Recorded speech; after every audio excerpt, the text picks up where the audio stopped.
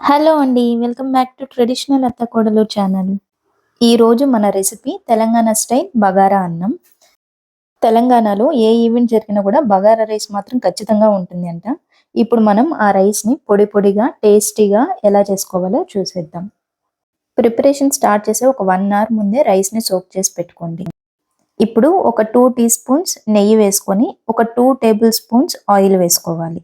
Oil లైట్‌గా heat అయ్యాక దీంట్లో 2 ఇంచుల దాల్చిన చెక్క, 5-6 లవంగాలు, ఒక అనాస పువ్వు, 2-3 ఇలాచి, ఒక జాపత్రి, 2 బిర్యానీ ఆకులు, కొంచెం కసూరి మేతి అండ్ ఒక హాఫ్ స్పూన్ షాజీరా వేసుకొని వీటిని మంచిగా ఫ్రై చేసుకోవాలి.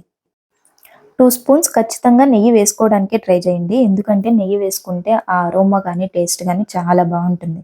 లైట్‌గా రోస్ట్ అయ్యాక ఇప్పుడు మిర్చి గూడా వేసుకోండి. ఒక 5-6 మిర్చి. అండ్ మెయిన్ ఇంగ్రీడియంట్ బగారా రైస్‌కి పుదీనా. పుదీనా ఖచ్చితంగా వేసుకోవాలి. ఇప్పుడు పుదీనాను కూడా ఫ్రై చేసుకొని, పుదీనా సాఫ్ట్‌గా వచ్చిన తర్వాత ఒక పెద్ద ఉల్లిపాయని పొడవుగా కట్ చేసుకొని వేసుకోవాలి. కొత్తిమీర కూడా వేసుకోవాలి. ఆనియన్స్ క్విక్‌గా ఫ్రై అవ్వడం కోసం ఒక హాఫ్ స్పూన్ సాల్ట్ వేసుకోండి. ఇదంతా కూడా మంచిగా ఫ్రై అవ్వాలి.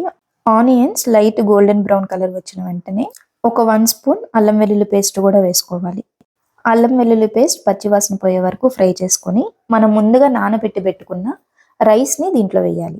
మనం బగారా రైస్‌ని ఎప్పుడు చేసినా సరే ఓన్లీ బాస్మతి రైస్‌తో మాత్రమే కాకుండా, మనం రెగ్యులర్‌గా యూజ్ చేసే రైస్‌తో కలిపి చేసుకుంటే చాలా టేస్ట్ ఉంటుంది. రైస్‌ని డైరెక్ట్‌గా వాటర్‌లో వేయకుండా ఒక 2 మినిట్స్ ఇలా ఫ్రై చేసుకుంటే టేస్ట్ బావుంటుంది. ఈ కప్‌తో 2 cups normal rice, 2 cups basmati rice వేసుకుంటే టోటల్‌గా 4 కప్స్. 4 కప్స్ ఆఫ్ రైస్‌కి 7 కప్స్ వాటర్ వేసుకుంటే మెజర్‌మెంట్ కరెక్ట్‌గా సరిపోతుంది. రైస్ పొడి పొడిలాడుతుంది. వాటర్ వేసుకున్న తర్వాత మన టేస్ట్‌కి తగినంత సాల్ట్ వేసుకొని ఒకసారి స్టిర్ చేసుకొని మొత్తం టేస్ట్ సరిపోయిందో లేదో చూసుకోవాలి. టేస్ట్ చూసినప్పుడు మనకి కొంచెం సాల్టీగా అనిపించాలి. అప్పుడైతేనే మనకి రైస్ కుక్ అయిపోయిన తర్వాత టేస్ట్ పర్ఫెక్ట్‌గా వస్తుంది. ఇంకా ఇప్పుడు రైస్ కుక్కర్ స్విచ్ ఆన్ చేసుకుంటే మన రైస్ అయితే రెడీ అయిపోతుంది. చూస్తున్నారు గదా! ఎంత బాగా రైస్ కుక్ అయిందో.